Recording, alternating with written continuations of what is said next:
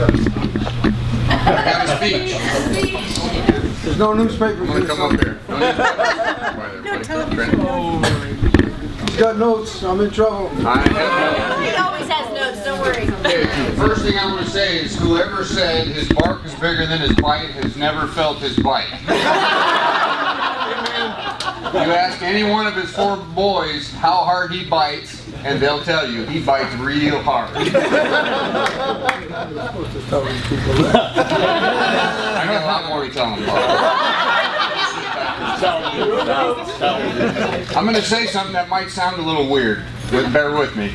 I read something not long ago that said that too often people share how they feel at someone's funeral, and everybody gets to hear all the nice things they have to say except for the person who should hear it.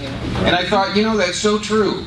So tonight I'm going to say some of the things I would say if we were at your funeral. Thank God we're not.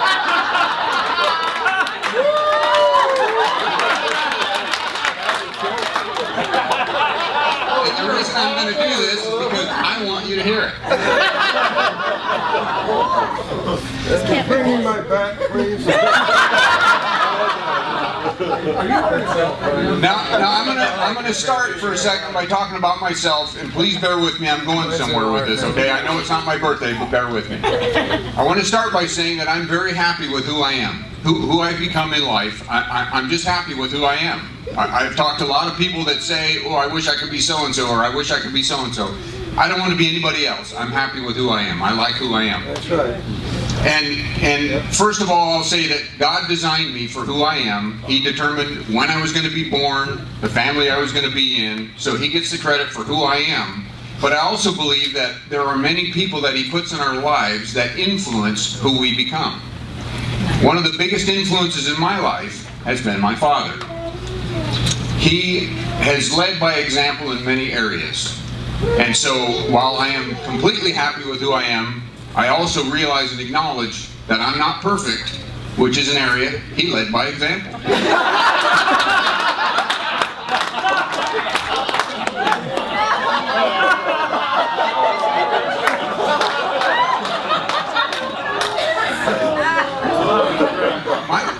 I was going to say that my dad would be the first one to admit he was not perfect, but I think there are probably 5 or 6 of us that would admit it first. In fact, we might have to beat him with a rubber hose to get him to admit he's not perfect. He did teach me a lot of things, and one of the things that had the biggest impact on me is the fact that he led by example. I remember one of the things he said when I was younger that has stuck with me, many things, but one of the things he said with me that has stuck with me through all the years is, never expect someone else to do something that you're not willing to do. That's a perfect example of lead by example. And he did. He always said, do your best. If you're going to be a janitor, do your best. Be the best janitor you can. If you talk to my 3 kids, they'll tell you I banged it into their head, do your best. Those are 3 words. That phrase came up in our house I don't know how many times. Do your best. Ask my kids, they'll tell you. Everything they do, I tell them, do your best. My dad taught me a lot about work ethic, and he led by example. To give you one example, when we lived up in Weaverville in that house that we had up there, we had to put in a septic system and leach lines. The leach lines were down a little hill and they couldn't get the backhoe to it, so we had to dig them by hand. And as I recall, they were 3 or 4 feet deep, about 18 inches wide, and there were 2 of them about 50 feet long. You remember that, Jerry? We had to dig them by hand. So Bob and me and Ted, and I think Sam was too little then. I think Ted was actually pretty little then too. So Bob and I were the big force doing it. And I remember one day we were down there and we dug maybe a ½ inch deep, maybe 10 feet long, all day long. And my dad came home that day and he come walking over the hill with a glass of iced tea in his hand and saw what we got done, or more what we didn't get done. And I remember it was one of the times the bike came out and he took that glass of iced tea and he threw the iced tea, not the glass, but he threw the iced tea at us and just lit off like a firecracker. He was mad because he could tell we were just screwing off all day, not working. And then he turned around, went up in the house, changed his clothes, came down, picked up a pick and shovel, and proceeded to work. And I remember watching him. First of all, I was watching on the side of my eye because I was scared to death. But I watched him work, and he'd worked all day long doing his real estate gig and whatnot, and then came home and proceeded to work and work and work. And I remember standing there going, that guy knows how to work, and I want to be like that. And I remember going and cutting firewood with him, and we'd go up on the mountain. After he'd work all week, we'd go out there Saturday, and we'd be cutting these trees down and bucking them up and cutting the limbs off and hauling the wood up. And he didn't sit back and say, you boys go do this. He was right there leading by example. He instilled within me an incredible work ethic. And it is attributed to my success in my life, because everybody I've ever worked for has said, man, you're one of the best workers we've ever had. And it's because my dad led by example.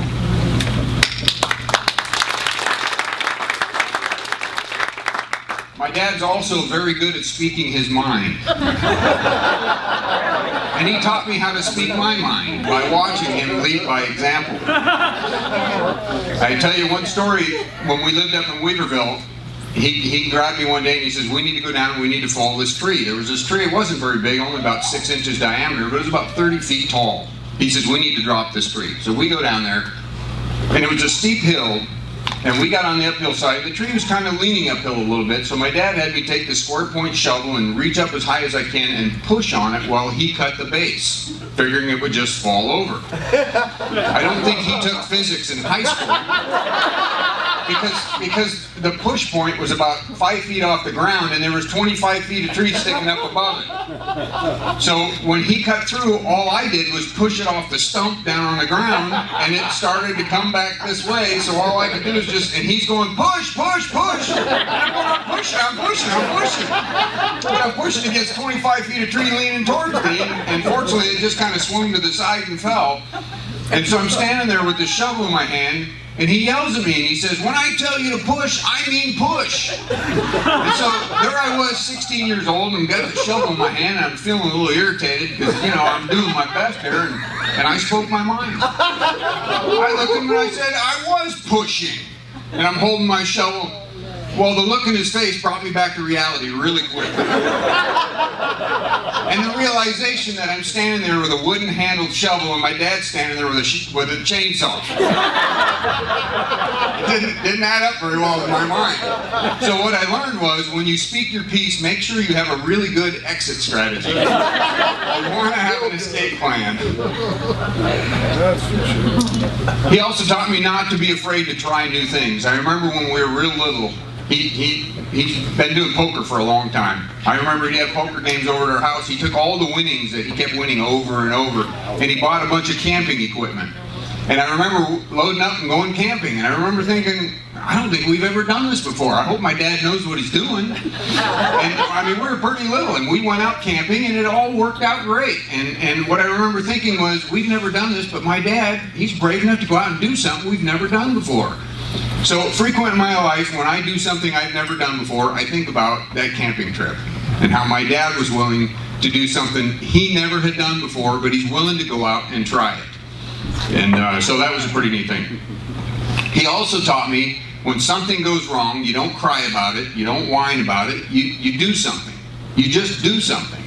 I've watched him do things, and something will go wrong, and he just goes into action mode. He fixes it. Some people whine about it. Some people go, oh, look, there's something wrong. My dad gets in there and does what needs to be done, and he taught me to do that. That's how I am also. Give you an example. One time when we were camping, he would like to scare us a lot because we were little kids. He'd tell these stories around the campfire. And it was a lot of time about skunks, because there were skunks in this campground. There's a campground down in LA called Hobo Hot Springs. And the skunks would come in at night and ravish the campgrounds looking for scraps of food and whatnot. And they would try and get in our tent. They'd be scratching at the tent trying to get in. And so he really scared us this one night. He had us all worked up in a fervor about these skunks and how mean they were. So we go into the tent to go to sleep, and in the middle of the night, my younger brother Ted, if you know him, he can't be here, he's got prior reservations. But if you know him, he has a very bushy head of hair. Very bushy head. He was sleeping in the sleeping bag next to me, and his hair must have brushed up against my arm in the middle of the night. And I woke up knowing there's something wrong and I'm going to fix it. So I took my sleeping bag and I wrapped it around that skunk that was in our tent and hung on tight, and the skunk started thrashing and thrashing. And the harder that skunk thrashed, the harder I held on. And I was yelling at the top of my lungs, "Dad, Dad, I got one, I got one, I got a skunk!" And my dad reaches over because the skunk is screaming. I didn't recognize it was a human scream. I was fighting to keep it contained. My dad reaches down and starts trying to pull my arms off of it. And I'm jerking away going, "Don't let the skunk out, don't let the skunk out." It was Ted's head that was in the sleeping bag. So that's my father's fault for teaching me to take action.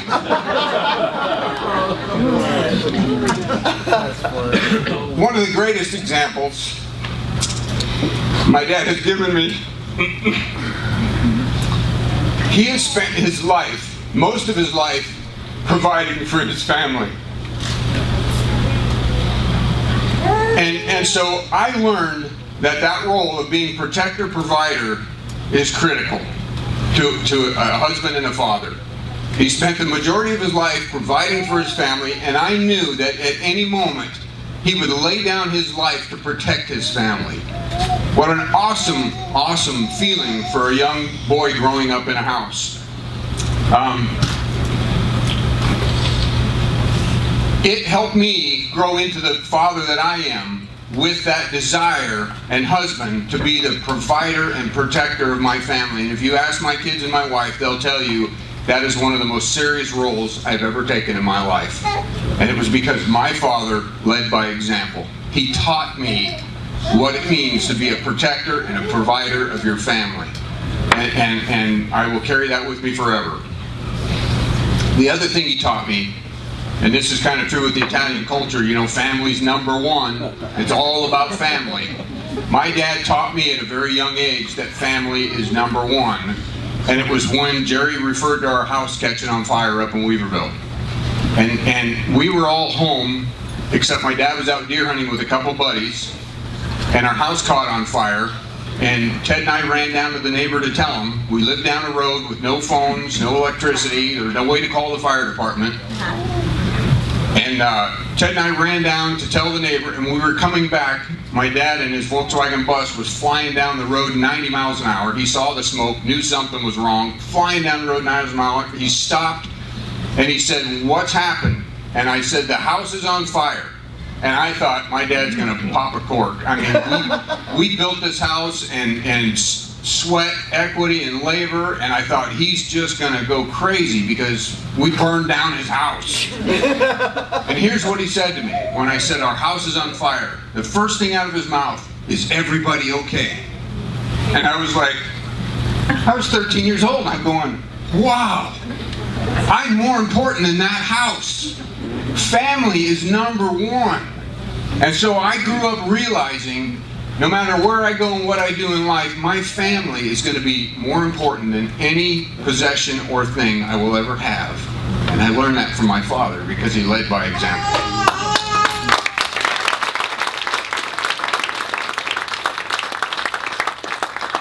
So while my father may not be perfect, God knew that he was the perfect father for me. He was the perfect father to help me develop into the father that I have become. And for that, Dad, I will forever be grateful. I love you. Happy birthday.